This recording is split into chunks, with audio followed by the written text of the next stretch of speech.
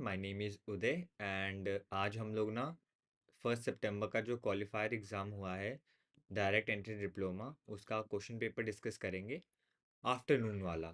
So after 1 PM को exam start हुआ था हमारा ये वाला सितंबर 2024 में सितंबर 1 को हमारा क्वालिफायर एग्ज़ाम हुआ था डायरेक्ट एंट्री के लिए। तो सबसे पहले हम देख लेते हैं क्योंकि बहुत इंपॉर्टेंट है कि पेपर में कैसे क्वेश्चन आए थे, आप लोग कैसे क्वेश्चन एक्सपेक्ट कर सकते हो और आपको अपनी प्रिपरेशन कैसे रखनी है। क्योंकि जो सिलेबस और जो वीडियोस लेक्चर्स अवेलेबल हैं आपके आईआईटी मद्रास बीएस के ऑफिशियल वेबसाइट पे वो बहुत एक्सटेंसिव हैं। और जो स्टूडेंट्स लास्ट में प्रिपेयर करते हैं जिनको लास्ट में आइडिया याद आता है, जिनको थोड़ा डिले हो गया हो, कोई भी रीज़न रह सकता है, आपको अपने किन टॉपिक्स पे ज़्यादा फोकस करना है, आपको अपनी प्रिपरेशन कैसे रखनी है, अपना पीस ऑफ माइंड कैसे रखना है, उस चीज़ के लिए ये वीडियो काफ़ी इंपॉर्टेंट होने वाली है। तो क्योंकि नया पैटर्न आ चुका है, क्योंकि पहले जो पैटर्न था उससे थोड़े क्वेश्चन अलग हो चुके हैं। तो चलिए पेपर हम डिस्कस कर लेते हैं। तो सबसे पहले मैं आपको बता दूं ये सिलेबस कहाँ से मिलेगा आपको। आपको आईआईटी मद्रास की ऑफिशियल वेबसाइट पे जाना है, क्वालिफायर एग्ज़ाम, आपको एडमिशन वाले सेक्शन में जाना है और यहाँ पे आप क्वालिफायर एग्ज़ाम के सेक्शन में आके अपने, अगर आपको डिप्लोमा इन प्रोग्रामिंग है तो आपका सिलेबस अलग होगा।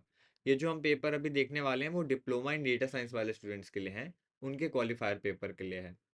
तो हमारे जो डेटा साइंस वाले क्वालिफायर स्टूडेंट्स हैं उनके जो सिलेबस है वो है English, Python, mathematics and statistics, जो कि आज हम अभी डिस्कस करने वाले हैं। तो इंग्लिश के लिए तो मैं तो आपको कहूँगा अभी हम ये लास्ट में फोकस करते हैं, क्योंकि इंग्लिश का सेक्शन सिर्फ 25 मार्क्स का था और ओवरऑल पूरा पेपर था 165 मार्क्स का। सो फॉर जनरल स्टूडेंट्स आपको 50% मार्क्स लाने हैं 165 में से, विच इज़ अराउंड 82.5। ओके, तो 82.5 मार्क्स आपको 50% जनरल स्टूडेंट को ओवरऑल क्वालिफाई करने के लिए लाने हैं। ओबीसी स्टूडेंट्स के लिए 40% एंड एससी एसटी के लिए और कम है, शायद 30% के आसपास है ओवरऑल। एंड टॉकिंग अबाउट पर सब्जेक्ट, तो पर सब्जेक्ट आपको ऑलमोस्ट 40% लाना है जनरल स्टूडेंट्स को और 35% लाना है ओबीसी स्टूडेंट्स को। तो ये वाला पेपर हुआ था 165 मार्क्स का, जिसमें से इंग्लिश थी 25 मार्क्स की। सो अगर इंग्लिश की ही बात करें तो इसमें से मेन जो मेजर पार्ट था 5 मार्क्स का वो है आपका राइटिंग। तो राइटिंग के लिए आपको शायद ईमेल राइटिंग आ सकता है आपके लिए, आप इंटर्नशिप रिक्वेस्ट के लिए आ सकता है। तो वो लास्ट का सेक्शन आपको सोच के जाना है कि अब मैं ऑफिशियल नोटिस या चीज़ें कैसे लिखूंगा, ऑफिशियल ईमेल, ऑफिशियल रिक्वेस्ट कैसे करते हैं वो आपको पता होनी चाहिए। और पूरा पेपर इंग्लिश में होगा तो आपको इंग्लिश भी आपकी ओवरऑल अच्छी होती है। बहुत सारे स्टूडेंट्स जिन जो ऑलरेडी स्टूडेंट्स हैं, जिनको जो अभी अभी ग्रेजुएट हुए हैं या जो अभी अभी कॉलेज से निकले हैं, उनके लिए इंग्लिश सेक्शन बहुत इजी होने वाला है। तो आप इंग्लिश के लिए इतना कुछ प्रिपेयर करने के लिए है नहीं, मेन प्रिपरेशन आपकी मैथ्स और स्टैटिस्टिक्स की होती है। तो अब अगर इंग्लिश का पेपर चेक चेक भी कर लें, थोड़ा एनालाइज करते हैं देखिए क्वेश्चन किस टाइप के आए हैं। तो सबसे पहला क्वेश्चन था कॉम्प्रिहेंशन में। कॉम्प्रिहेंशन में आप देख सकते हैं कि एक इतना सा कॉम्प्रिहेंशन दिया है जिसमें छोटे मोटे गैप्स हैं और इसके बेसिस पे दो तीन क्वेश्चन है। जैसे कि सबसे पहला क्वेश्चन है the police had gone to the spot to prepare a report, what is the tense and verb corner sentence. Now पहला क्वेश्चन देखते हैं, आपको लगेगा यार मुझे सारे टेंसेस आने चाहिए। नाउ फॉर योर इंफॉर्मेशन, अगर आप टाइम में थोड़ा, आपके पास टाइम नहीं है, आपको बस प्रिपेयर करना है, तो आप टेंशन मत लीजिए कि मुझे सारे टेंसेस पढ़ने हैं। बिकॉज ये एक ही क्वेश्चन जो है वो टेंस के ऊपर है, बाकी क्वेश्चन आपके जनरल इंग्लिश पे है कि fill in the blank types, on आएगा, एट आएगा। और जो आप सेंटेंस जब पढ़ रहे होते हैं तो आपको ऑलमोस्ट आइडिया हो ही जाता है। जब चार ऑप्शन दिए आप पुट करके देख लीजिए, द फिट हो रहा है, ऑन फिट हो रहा है, क्योंकि इंग्लिश सेंटेंस मीनिंग ही नहीं फॉर्म करेगा, आपको ऑड लगेगा अगर आप कुछ गलत पुट कर देते हैं फिल इन द ब्लैंक में। तो अब ये वाले क्वेश्चंस जो हैं इसके बाद, choose the appropriate position for the blanks, इनमें आपको ना कोई टेंशन लेने की ज़रूरत नहीं है। ये क्वेश्चंस जो है बाई ऑप्शन, ये सारे क्वेश्चन आपको बहुत इजी पड़ते हैं। जैसे यहाँ पूछा what the meaning of condolence, condolence का मीनिंग। ये स्मॉल स्मॉल क्वेश्चंस, अगर आपको कॉन्डोलेंस नहीं पता क्या होता है, आप सेंटेंस पढ़ लीजिए। जैसे कॉन्डोलेंस कहाँ पे है, सबसे पहले कॉन्डोलेंस हमें मिल रहा है थर्ड पैराग्राफ पे, नहीं। सेकंड पैरा पे, सेकंड पैरा में नहीं है, थर्ड पैरा में नहीं दिख रहा कॉन्डोलेंस हमें। फोर्थ पैरा पे आते हैं, कॉन्डोलेंस ये रहा। Union home minister Amit Shah expresses condolence, मतलब क्या हो सकता है इसका मतलब। चलिए अब ऑप्शन देख लेते हैं। आ, वैसे यहाँ ऑलरेडी टिक मार्क है सिंपैथी पे, पर आप ऑप्शन जो अगर टिक मार्क ना हो तो आप एक बार सोच के हल्का देखेंगे, आपको सारे मीनिंग आने की जरूरत नहीं है। इंग्लिश करंट स्टूडेंट्स के लिए जो रिसेंटली अपना ग्रेजुएशन हुआ है उनके लिए बिल्कुल ईजी रहेगा। टॉकिंग अबाउट स्टूडेंट्स जो अभी तक जिन्होंने स्टडी छोड़ रखी हो, जो स्टूडेंट्स बाद में अपनी ज्वाइन कर रहे हैं स्टडीज छोड़ के, उनके लिए भी इतना मुश्किल होने नहीं वाला इंग्लिश वाला पार्ट। तो आप इंग्लिश के लिए इतना घबराइए मत, क्योंकि पहला पार्ट है कॉम्प्रिहेंशन। कितने मार्क्स का क्वेश्चन है? फर्स्ट 2 मार्क्स का, सेकंड क्वेश्चन है 2 मार्क्स का, third question 2 marks. What is the synonym of word underway? So ऐसे ऐसे क्वेश्चंस आने वाले हैं। फर्स्ट कुछ 5-6 क्वेश्चन आपके बेस्ड ऑन होने वाले कॉम्प्रिहेंशन पे। तो इस पे आपको इतना फोकस नहीं करना है, वैसे भी इतना कुछ हार्ड आएगा नहीं। नेक्स्ट आते हैं हमारे फिल इन द ब्लैंक वाले क्वेश्चन, सुटेबल फ्रेज वर्ब से। Now, the coach felt dashed by team performance. Same goes for the police dash careful about the security procedures. These types of question जो है, इनमें आप directly अपने option put करके अपना answer most of the time ना 80 to 90% of time आप अपने आप आंसर निकाल लेंगे और आपके आंसर सही आने वाले हैं। तो आपको इस क्वेश्चंस के लिए भी आपको टेंशन नहीं लेनी है। Now next we come to the questions where past tense to present tense conversion आता है। और आपका normal fill in the blanks, और ये टेंसेस पे शायद adjective, what is noun, what is pronoun, what is adjective, ये सिंपल क्वेश्चंस जो है आपके इंग्लिश में जो आप बहुत अर्ली एज में पढ़ लेते हैं, उसी टाइप के क्वेश्चंस हैं। तो आपको इतना फोकस नहीं, इतना इतना आपको इतना प्रॉब्लम नहीं आएगा। Now the only question that is big is this 5 mark question, which is like which you can see like you are a technical architect at SP Global Bangalore and you need to discuss the issue with your manager. So you have to write a email contacting your manager directly. You are missing on some important updates. So writing this email itself, this question जो है वो 5 marks का है। And 25 में से आपको लाना है ऑलमोस्ट, अगर 50% भी ले लें 12.5, विच इज आपको 12 मार्क्स लाने के लिए 5 मार्क्स तो यहीं से मिल जाते हैं ऑलमोस्ट। आप अगर 5 भी नहीं ला सकता, 4, 3, बहुत good grabbing opportunity, because email is something you can like. Most of the part तो आपको इसी में से मिल जाएगा, क्वेश्चन में से। आपको बस थोड़े से फ्रेजेस ऐड करने हैं। So English part I don't think so कोई प्रॉब्लम है। Let's come to the types of question that are asked in Python. तो पाइथन जो है हमारा 50 मार्क्स का था। 50 marks, 50 marks is from Python, which is you have to score let's say 50%, because हम लेके चलते हैं मार्जिन, आपको 50% स्कोर करना ही है, 25 मार्क्स आपको स्कोर करना ही है। अब पाइथन में किस टाइप के क्वेश्चन आते हैं? स्टार्टिंग में कुछ यूज़फुल डेटा है कि आपको पता होना चाहिए रेंज फंक्शन कैसे काम करते हैं, परसेंटेज क्या होता है, रिमाइंडर फंक्शन क्या होता है। अगर आप ये मतलब पाइथन में आपको लग रहा है अगर कि क्वेश्चन आने वाले हैं बेस पाइथन से, कि पाइथन की लाइब्रेरीज, पाइथन के फंक्शंस और पाइथन के पर्टिकुलर पाइथन रिलेटेड कोई क्वेश्चन होगा, what I mean is Python की थ्योरी में से क्वेश्चन नहीं आने वाले। प्रोग्राम का output, given given a program, उसका आउटपुट, उसके इनपुट्स, इनके बेसिस पे क्वेश्चन आने वाले हैं। जैसे कि आप पहला क्वेश्चन ही देख लो जो 4 मार्क्स का है। स्टार्टिंग के फर्स्ट 2, 3, 4 क्वेश्चन 4 मार्क्स से ही हैं। 4 marks, current current answer marks 4, current answer marks 5। सो आपके आप पास हो जाएंगे स्टार्टिंग के 3-4 क्वेश्चन सॉल्व करते ही। You are pass, done. And कोई टॉप क्वेश्चन नहीं है। if n is a positive integer what does the following snippet of computer code? now if you're someone जिसने आज तक कोडिंग नहीं पढ़ी है, तो आपको तो पूरा पाइथन आप बेसिक से आपको पढ़ना पड़ेगा अच्छे से। बट इफ you're someone जिसने कोडिंग पढ़ रखी है, जिसको ऑलरेडी सी लैंग्वेज, C++ लैंग्वेज आती है, उसके लिए बिना पाइथन पढ़े भी ये करना ईजी होगा। उसको बस ये आइडिया होना चाहिए कि फंक्शन ये प्रोग्राम कहना क्या चाह रहा है। उसके बाद उसके लिए ये सिर्फ सिंपल एक if else condition loop types के क्वेश्चन है, जिसको थोड़े मोड़े फंक्शंस पता होंगे पाइथन के, वो आराम से क्वेश्चन कर सकता है। और वैसे पाइथन का सिलेबस आपको लग रहा है कि जो 12 वीक्स का दिया गया है उतना नहीं है। पाइथन के जो क्वेश्चन पूछे जाते हैं वो स्टार्टिंग के 5 वीक से ही पूछे जाते हैं, और उतना ही प्रिपेयर करना है। पाइथन की चीट शीट का लिंक भी मैंने डिस्क्रिप्शन में प्रोवाइड किया है, तो आप यहाँ से वीक 5 तक पढ़ लेंगे डिक्शनरी इन पाइथन तक, which is more than enough.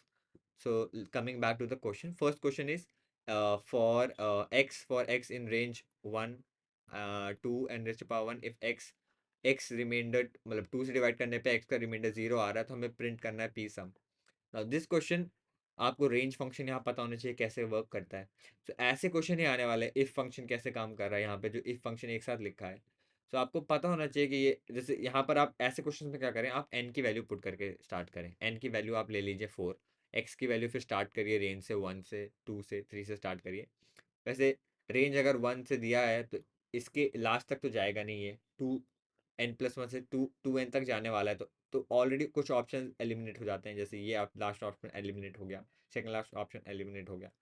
आप देखिए 1 डिवाइड होता है क्या 2 से? 1 डिवाइड नहीं होता, तो आप कैसे प्रिंट करेंगे उसके सम को?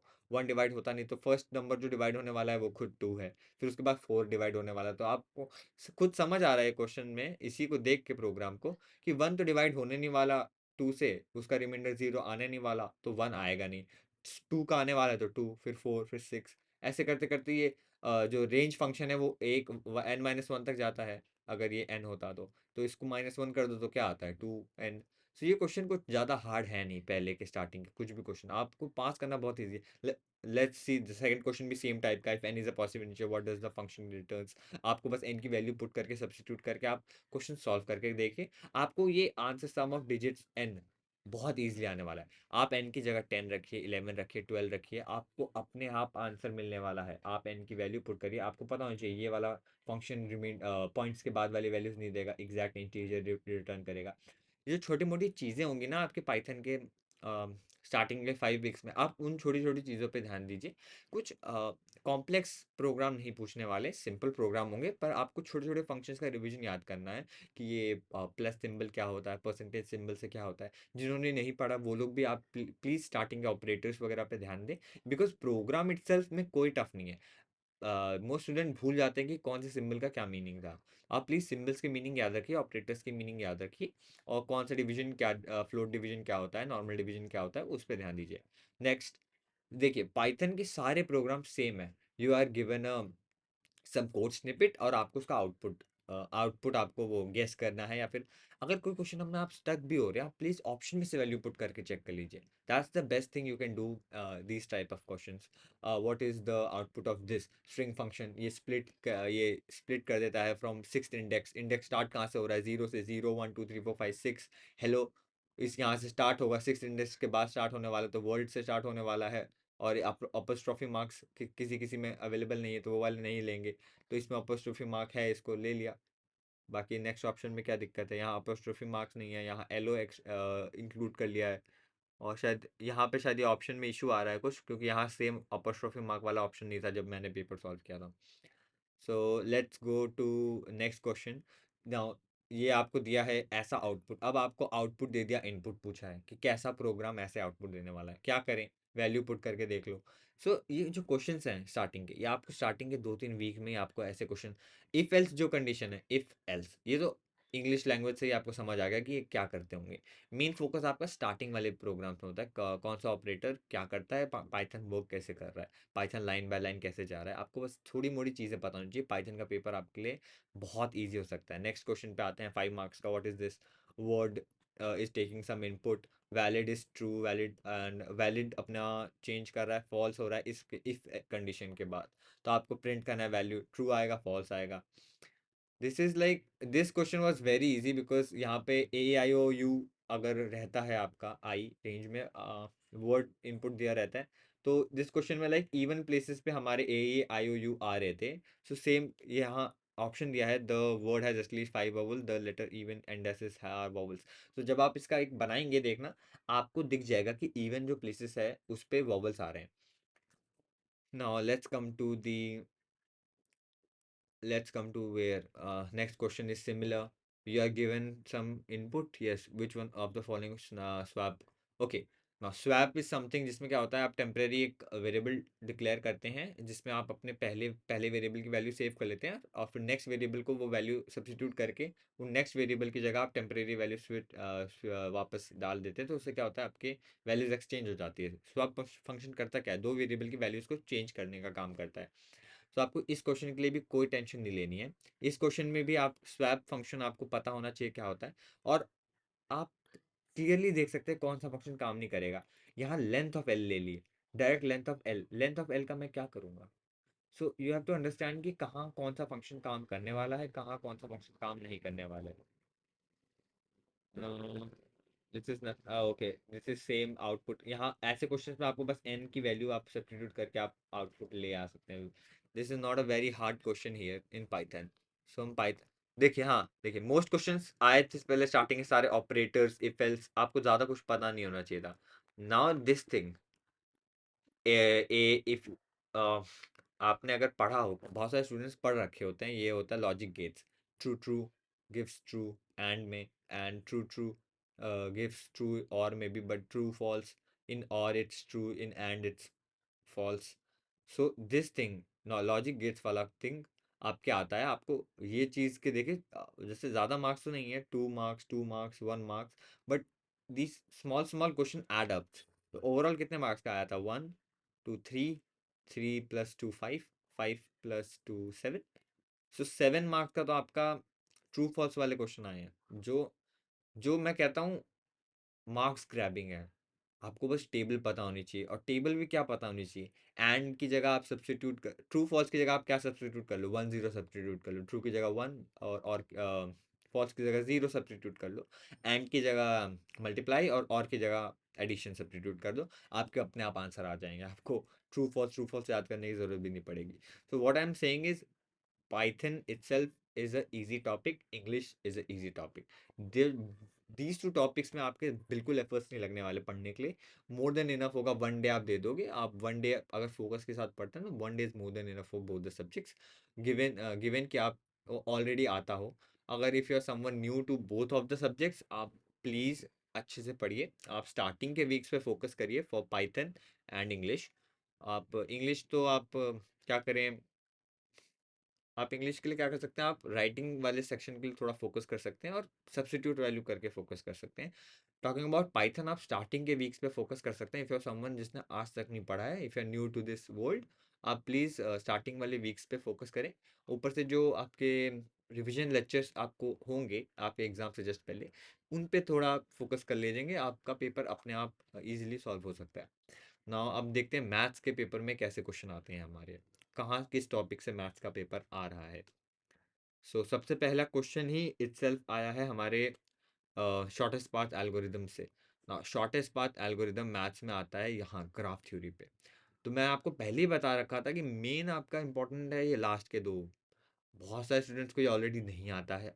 आप स्टार्टिंग की ये देख के, सेट थ्योरी मुझे आती है, कोऑर्डिनेट आता है, क्वाड्रेटिक आता है, अलजेब्रा आता है, फंक्शंस आता है, लॉग आता है, मुझे सीक्वेंस सीरीज आता है, डेरिवेटिव आता है, इंटीग्रल आता है। बच्चे ये सब देख के उनको लगता है कि पेपर इजी हो जाएगा मैथ्स का, मैं मैथ्स नहीं पढ़ूंगा, and they forget most paper will come from this section which is graph theory and longest path shortest path.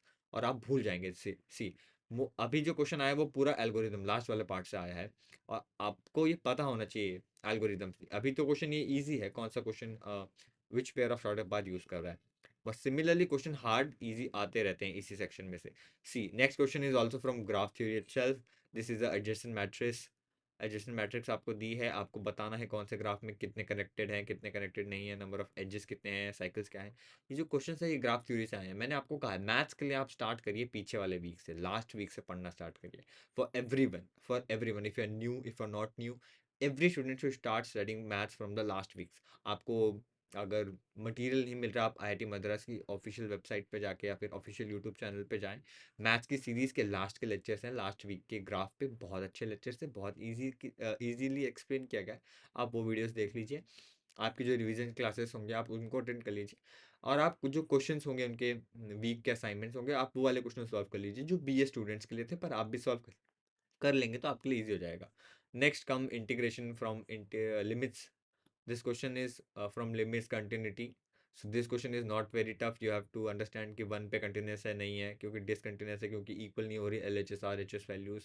So these questions are not exactly, I would say, very hard, but you have to put in efforts. That's what I can say. Which of the following statement is true about the function?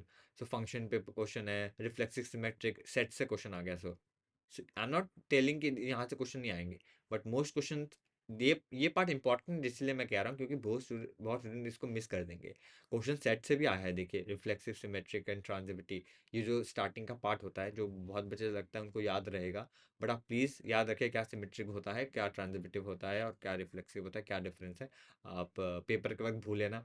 Now this come the minimum color required to fill the graph. This question is from graph theory itself. From the very first from this first section there is graph coloring. First section में ही graph colouring आ जाता है। तो मैं आपको बताना चाहूँगा, जैसे आप जब वीडियोस लेक्चर देख रहे हैं आईआईटी मद्रास की ऑफिशियल वेबसाइट पे जाके, आईआईटी मद्रास के ऑफिशियल यूट्यूब चैनल पे जाके वीडियो देख रहे हैं, आपका फोकस हट सकता है। सो इनके नोट्स भी अवेलेबल हैं। नोट्स कैसे एक्सेस करें? अब जो ये वीडियो लेक्चर्स हैं, ये वाले पाइथन डेटा साइंस इनके, ये बीएस प्रोग्राम के लेक्चर्स हैं। तो आप अगर ऑफिशियल वेबसाइट पे जाएंगे बीएस वाले प्रोग्राम की, अभी तो हम ये डायरेक्ट एंट्री वाले प्रोग्राम पे हैं, ये तो डायरेक्ट एंट्री वाला प्रोग्राम वाली वेबसाइट है। एक बीएस की वेबसाइट है, आप अगर उस पे जाके इनके फाउंडेशन कोर्स को चेकआउट करेंगे तो वहाँ पे इनके नोट्स अवेलेबल है। अगर आपको वहाँ से नोट्स नहीं मिल रहे, मैंने लिंक, सारे नोट्स, सारे वीडियो लेक्चर्स की प्लेलिस्ट की, और क्वालिफायर पेपर्स की, एग्ज़ाम पेपर्स के लिंक्स मैंने आपको, और मॉक पेपर्स के लिंक आपको मैंने डिस्क्रिप्शन में प्रोवाइड किया है। आप वहाँ से भी सारे लिंक एक्सेस कर सकते हैं। बट आई वुड से आप ये क्वेश्चन देखिए, मिनिमम कलरिंग का एक क्वेश्चन हर बार आता है आपको, और नेक्स्ट क्वेश्चन भी आपका शायद प्रोबेबिलिटी से है। No, how come this is possible? हाँ, this is from, okay, this question is also from the last last section of this, which is यहाँ पे कहीं पे लास्ट सेक्शन में आता है, calculating the what it will be the is square error. Okay, total square error something was like that the question. तो इसमें आपको, इसमें इसमें भी कोई मतलब, मैं कहूँगा आप प्लीज़ एक बार इनकी फॉर्मूला शीट है, इनके लिंक नीचे डिस्क्रिप्शन में जो लिंक है उसमें फॉर्मूला शीट है, आप सारे फॉर्मूले के एक बार गो थ्रू कर लिया। आप प्लीज़, आपको लगता है आपको आता है, एक बार रिवीजन कर लीजिए। और नेक्स्ट क्वेश्चन जो आया है वो फिर से ग्राफ से आया है, शॉर्टेस्ट पार्ट, शायद शॉर्टेस्ट पार्ट नहीं तो उस पे होगा ये question, which represent what the weighted graph, the order is this which represent the following now। देखिए आपको ग्राफ का एक क्वेश्चन दे दिया, इसके पे सब क्वेश्चंस हैं, which is first is G is certain what is minimum cost spanning tree। what minimum cost spanning tree कहाँ से है? ये भी लास्ट वाले सेक्शन में है, ये रहा मिनिमम कॉस्ट स्पैनिंग ट्री। यहाँ पे minimum cost spanning tree, minimum cost spanning tree दो ही एल्गोरिदम है, छोटे से एल्गोरिदम है, सिंपल एल्गोरिदम है। आप एक एक वीडियो देखेंगे 5 मिनट की, आपको समझ आ जाएगा, समझ आ जाएगा, पर आप भूल जाएंगे 2 दिन बाद। आप प्लीज़ क्वेश्चन सॉल्व कर लीजिएगा उसी वक्त। Next minimum cost spanning tree के बाद जो क्वेश्चन है, नेक्स्ट क्वेश्चन फिर से अगेन से इस फंक्शन से है। तो कैलकुलस पार्ट और ग्राफ का पार्ट, यही क्वेश्चंस आपके मोस्ट ऑफ द टाइम आपको दिखेंगे। Again this is question from coordinate. Now let's come to, this is again a graph question. आपको ब्रेथ फर्स्ट सर्च दिया है, आपको बताना है कौन से कनेक्टेड नहीं होंगे ओरिजिनल ग्राफ में। let this is again from limit continuity। This question is also very easy, n n की वैल्यू 0 आ जाती है, एम की वैल्यू 1 आ जाती है, तो 2 2 4 हो जाता है। सो दिस इज, अगर पॉइंट्स को लीनियर है तो एरिया 0 होता है। 3 पॉइंट्स गिवन है तो आपको एरिया कैसे निकालते हैं? Half x2 y2 minus y1, x1 y2 minus y1, and plus x2 y3 minus y1 plus x3 y1 minus y2। तो ये फॉर्मूला आपको याद होना चाहिए, area of a triangle if 3 coordinate of the triangle are given, और for collinear this area is equal to 0। तो आप simply value put करके यहाँ से m और n की वैल्यू निकाल सकते हैं। दो इक्वेशन, दो शायद मुझे याद है, जहाँ m प्लस n समथिंग आ रहा था और m माइनस n समथिंग आ रहा था, शायद m plus n equal to 1 and m minus n equal to 1 आ रहा था। यहाँ से m की वैल्यू आ गई थी 1। तो या दैट्स, या ये क्वेश्चन में ये सोल्यूशन था इसका। नेक्स्ट कम द क्वेश्चन का सीधा फंक्शन गिवन है आपको, वो विच ऑप्शन आर ट्रू। तो आप एफ से क्वेश्चन में क्या करें, f of g of x की जगह आप ये पूरा फंक्शन यहाँ रख दें तो क्या होगा, एक्स स्क्वायर हो जाएगा, एक्स प्लस 1 हो जाएगा, एक्स प्लस 5 हो जाएगा। लॉग के अंदर एक्स प्लस 5 आ रहा है, ये रहा आपका पहला ऑप्शन। जितना ये मल्टीपल चॉइस ऑप्शन आएंगे, आपको जो आ रहा है आप उतना ही सॉल्व करिए। आप नेगेटिव, वैसे नेगेटिव मार्किंग है नहीं, पर आप जितना आता है उतना ही सॉल्व करेंगे तो ऐसा क्या होगा, आपके मार्क्स कटेंगे नहीं। आपको अगर 5 में से 1 2 मार्क्स भी मिल गए, दैट्स मोर देन इनफ, क्योंकि because you have to just pass the exam. I would say for students जिनका एकदम लास्ट में टाइम बचा नहीं, आप किसी तरह पास करने के लिए आप मेन मेन टॉपिक को पढ़ के जा सकते हैं। फॉर समवन जिसको टाइम है, इनफ टाइम है आपके पास, आप प्लीज़ पूरा पूरा प्रोग्राम के गो थ्रू करिए, फाउंडेशन पूरा अच्छे से पढ़िए, because there is no harm in studying everything there is available. Because देखिए पेपर तो पूरे में से नहीं आने वाला, दैट्स फॉर श्योर। पेपर आपके आधे सिलेबस में से आने वाला है। नाउ देखो यही खत्म हो गया। Most questions were from graph and calculus. बहुत सारे पार्ट यहाँ टच नहीं हुए सिलेबस के, but that's not the case. आपको बहुत सारे पार्ट यहाँ टच नहीं हुए तो आपको ऐसा नहीं है कि अगले पेपर में नहीं आ सकता। आप प्लीज़ वो पार्ट भी पढ़ के जाइए, बट आपको यू हैव टू अंडरस्टैंड कि कौन से पार्ट हर साल रिपीट हो रहे हैं। जैसे ये वाले पार्ट हर साल रिपीट होता है, ग्राफ और लॉग का। रिफ्लेक्सिव सिमेट्रिक हर बार आता है, ग्राफ कलरिंग हर बार एक क्वेश्चन आता है। तो कुछ क्वेश्चन ऐसे हैं जो हर बार आने वाले हैं, उनके पैटर्न आपको पता होनी चाहिए। Now let's come to the next part which is the statistics part, which is not very tough because most question will come from probability. and the last section, which is random variable part. The first question itself is from categorical variable description. See, this question is from statics का syllabus में अगर आए, this question is from first section में से आता है ये question. Introduction to, okay, this question itself is from first section itself. यहाँ पे आपको बताया जाता है टाइप ऑफ वेरिएबल और वो कैसे होते हैं, कैटेगोरिकल वेरिएबल क्या होता है, और what is nominal scale, ordinal scale और रेशियो स्केल, ये सब आपको स्टार्टिंग में ही बता दिया जाता है. आप इसका कोर्स भी कर सकते हैं डायरेक्ट आईआईटी मद्रास के ऑफिशियल चैनल पे. That's not a big deal. Now let's come to the next question, which is this देखो PN वाले questions, sorry, permutation and combination. So most of the statics is most about starting के ये section है यहाँ तक. This is very easy section. For 5 weeks it is like हवा का section है, आप बस देख लो तो हो जाएगा. Now the questions come from permutation combination, जिसके लिए आपको थोड़े क्वेश्चन प्रैक्टिस करने पड़ेंगे अगर आप न्यू हैं इसके लिए. अगर आप ऑलरेडी कोई 11th 12th में मैथ्स थी आपके, तो this is very easy part for you. Permutation combination was something that was very easy. That's come probability was also easy. The most focus जहां आपको डालना पड़ेगा वो है from conditional probability and random variables. यहाँ जो आपका फोकस है वो थोड़ा ज़्यादा हो जाएगा, क्योंकि यहाँ जो है random variables, Bernoulli trial, Bernoulli distribution, ये कुछ डिस्ट्रीब्यूशन और चीज़ें हैं जो बच्चे नहीं पढ़े होते हैं, और मोस्ट ऑफ द अडल्ट और कोई भी सब भूल जाते हैं ये पार्ट. तो आप please, same goes for this, आप लास्ट वाले वीक्स पे बहुत फोकस करिए, क्योंकि पेपर भी इसी में से आने वाला है. As you can see, this question is from permutation combination. You just have to select one ball, one red ball out of, you have to, the answer will be, for you have to select one red ball, so which will be 4C1.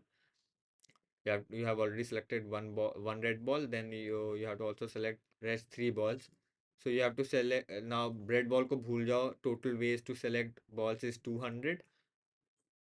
How 200 कैसे आया? 4 5 6 7 8 9 10 11 12. So overall 12, 4, नहीं नहीं 6 plus 4, 10 balls हैं. We have 10C3. 10C3 is 200 share.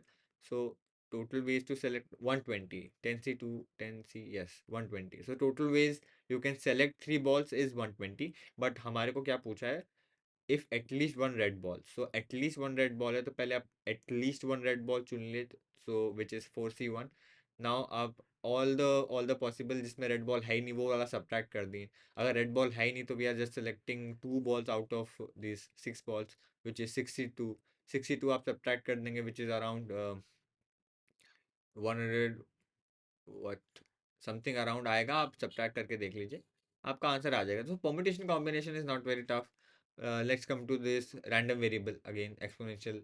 सो ये वाले जो section है, आप प्लीज लास्ट वाले सेक्शन पे को फोकस करिए. This question is again from probability, I guess. What is the probability of random selected? This again question is from mean median mode. The mean median mode is from this section. First के 5 weeks में mean median mode is something that you already know. If you don't know, please, इस section में most important part है mean median mode का. How mean median mode is affected by adding a constant and removing a constant. Next come the permutation combination. Permutation combination से भी एक या दो question आते हैं. Most question come from probability and random variables. See, as you can already see, this question is again from शायद, I guess, creating a this this question is from creating like, what is this, mean median mode categorical variable describing your association between variable. Yes, this question is from week 4. You have to create a table which will give you all the answers. Same goes for next question also, because ये उसी part का question है. आपको relative frequency निकालनी है, आपके percentage automatic वहाँ से आ जाते हैं. व्हाट इज रिलेटिव फ्रिक्वेंसी, आपको इस सेक्शन में पढ़ा दिया जाएगा, विच इज़ नथिंग बट आपके पर्टिकुलर जो बॉक्स में आप हैं उसकी उस वैल्यू का आप ओवरऑल टोटल कॉलम या रो की टोटल वैल्यू से आप डिवाइड कर दीजिए, आपकी रिलेटिव फ्रिक्वेंसी आ जाती है. But let's come to the next question, which is Poisson distribution is given. Again random variable का क्वेश्चन है, लास्ट वीक से ये क्वेश्चन आया हुआ है. अगेन एक्सपेक्टेड वैल्यू क्या होती है, this is actually important, because यहाँ तो आज तो एक ही क्वेश्चन है, but I have seen few papers जहाँ पर 2 या 3 क्वेश्चन आए थे एक्सपेक्टेड वैल्यू से. What is expected value is just the summation of your probability multiply by your actual x. So x summation of all that is expected value. So आप इस वाले question को भी प्लीज एक बार checkout कर सकते हैं, एक्सपेक्टेड वैल्यू को, उसके क्वेश्चन को. Find the standard deviation. What is standard deviation, variance, ये आपके स्टार्टिंग वाले सेक्शन में ही आपको पढ़ा दिया जाएगा. Mean median mode, standard deviation and standard deviation which is under root of your variance which is your original value minus mean upon your total n. So you have to remember all these formulas by heart. You have to solve some questions. Now again, this is question is about what relative frequencies you're given. So आप total निकालिए, total से divide करिए, आपका अपना यहाँ से आपका first total आ जाएगा। फर्स्ट कनिका को सॉल्व करते हैं, आपका फर्स्ट टोटल आ जाएगा। यहाँ से आप सुनील की वैल्यू निकाल सकते हैं। आप यहाँ सब्सटीट्यूट कर लीजिए कुछ वैल्यू ना। आप यहाँ आप ए बी सी डी मत सब्सटीट्यूट कीजिएगा, क्योंकि आपकी प्रॉब्लम हो जाएगी। यहाँ क्या सब्सटीट्यूट करें, ये क्या होता है, आप टोटल मल्टीप्लाई बाय एक्स करोगे, आपके सुनील के नंबर ऑफ बुक्स आ जाएंगे। तो यहाँ का टोटल आप ले लीजिए। आपको पता होना चाहिए ना रिलेटिव फ्रीक्वेंसी क्या होती है, तभी आप ऐसे आइडियाज सोच पाएंगे। वरना आप यहाँ कुछ और अगर A B C D substitute कर देंगे, तो आप और ज़्यादा वेरिएबल अपने लिए क्रिएट कर रहे हैं और प्रॉब्लम क्रिएट कर रहे हैं। आप प्लीज़ प्रॉब्लम के साथ मत जाइए। Next come, what is the value of x and y decimal places. So these questions are based on this itself, relative frequency questions. Now again, this is a probability question. No, okay, this is from conditional probability after this Bayes theorem. So mostly this questions is from Bayes theorem. मैं कह रहा हूँ ना, आपको Bayes theorem probability आपको थोड़ा पढ़ना पड़ेगा। This statistics and math वाला पार्ट है जो आपको थोड़ा फोकस करके पढ़ना पड़ेगा। मोस्टली लास्ट वीक्स के क्वेश्चन आप सॉल्व करिए, लास्ट वीक्स पे थोड़ा फोकस करिए। और मैं कहूँगा आप प्लीज़ एक बार सिलेबस से गो थ्रू करिए। जो टॉपिक्स आपको मिसिंग है, जो टॉपिक्स आपको नहीं आ रहे, जो फॉर्मूलाज आपको नहीं याद आ रहे, आप उन पे फोकस करिए। बाकी फॉर्मूला शीट्स की लिंक, पाइथन चीट शीट की लिंक आपको डिस्क्रिप्शन में तो है ही, आप वो सब रिसोर्सेज यूज़ करिए। नाउ नेक्स्ट क्वेश्चन है आपके पास, अगेन निकिता सुमिता मार्क्स हैं। इसको 5 मार्क्स मोर। तो ये मोड कैसे अफेक्ट होता है कांस्टेंट ऐड करने से, मीन कैसे अफेक्ट होता है कांस्टेंट ऐड करने से, मीन में कांस्टेंट ऐड करो तो क्या होता है, मोड में ऐड करो तो क्या होता है। आपको ये चीज़ें पता होनी चाहिए जो आपके स्टार्टिंग वाले वीक्स में कवर होती हैं। आपको नहीं पता, आप प्लीज़ एक बार गो थ्रू हो जाए। आपको ऑलरेडी पता है तो आप प्लीज़ एक बार रिवाइज कर लीजिए। Next again same question, your paper is end. So आपको टाइम मिलता है 4 घंटा, time will be more than enough. आपको 4 घंटे I will say more than enough है। ये तो हमारा आफ्टरनून वाला पेपर था, वी विल डिस्कस फोरनून वाला भी paper, but it is similar. You you have to understand, ये लिंक मैं आपको प्रोवाइड कर दूंगा। You have to understand paper तो हमेशा सिमिलर ही आ रहे हैं ऑलमोस्ट। सी इंग्लिश में भी, English is something that, let's come to Lucy questions. See questions जो हैं, जो वो तो सेम ही आए। देखो थोड़े से अलग हो सकते हैं, but you have to understand आपका सिलेबस तो सेम है। आपको पता है कितना पढ़ना है कितना नहीं पढ़ना है, कौन से टॉपिक्स आपको इम्पोर्टेंट है, कौन से टॉपिक इम्पोर्टेंट नहीं है। आप ऐसा मत सोच के चलिए कि पेपर यही आएगा। आप ऐसा सोच के चलिए कि कौन से टॉपिक मुझे नहीं आ रहे। आप अपने आप को एनालाइज करिए ना। मैं हर स्टूडेंट्स के बारे में तो नहीं बता सकता कि इसको क्या आता है, किसका क्या बैकग्राउंड है, कौन अभी अभी ग्रेजुएट हुआ है, कौन बहुत पहले पढ़ रखा है, किसको याद है अभी तक फॉर्मूला, किसको याद नहीं है। तो आप क्या कर सकते हैं, एक बार रिवीजन कर लीजिए, गो थ्रू हो जाइए सारे चीज़ों से। एक बार बस पन्ने पलट के भी देख लेंगे, which is more than enough for student जिन्होंने ऑलरेडी पढ़ रखा है। जिन्होंने नहीं पढ़ा है आज तक, अगर आपको, आप सबसे पहले तो आप टेक्स्ट वाले, मैं कहूँगा आप टेक्स्ट से पढ़ाई करें। टेक्स्ट से पढ़ाई करें क्या मतलब है, चीट शीट से पढ़ाई करें, फॉर्मूला शीट से पढ़ाई करें। आप अगर डायरेक्ट वीडियोस पे जा रहे हैं तो यार देख लो 100 वीडियोस हैं, हौसला टूट सकता है। बट ज़्यादा बड़ी वीडियोस नहीं है, 10-10 12-12 मिनट्स की है। बहुत बच्चों ने ख़त्म की है 1-1 2-2 महीने में। So this is not a big deal. But it's, I am saying बहुत स्टूडेंट नहीं कर पाते हैं, मिड वे में छूट जाता है क्योंकि कोई इंकरेज करने को नहीं होता। तो अगर आप सारी वीडियोस नहीं देखते, आप लास्ट की 50 वीडियो, लास्ट की 25 वीडियो, लास्ट के क्वेश्चंस वाली वीडियोस देख लें। और इन सब का लिंक आपको डिस्क्रिप्शन में मिल जाएगा। आई होप आपको समझ आ गया कैसे पेपर आते हैं, किस टाइप के पेपर आते हैं, कैसा प्रिपरेशन करना है। So all the best for